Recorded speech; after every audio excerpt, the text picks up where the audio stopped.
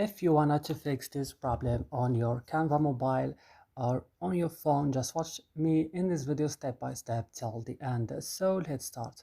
Guys, first you don't need to open your Canva. Go and open your settings of your phone. Then go directly and open your apps options. So right here we found all the applications that you have on your phone.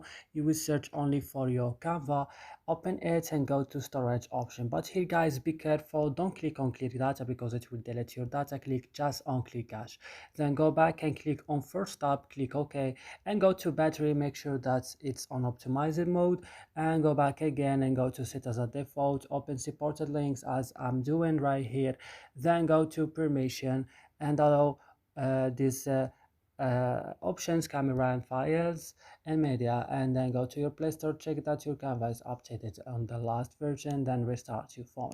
That's it guys in this video. I hope it's useful for you. Please don't forget to like, subscribe in our channel. See you in another video.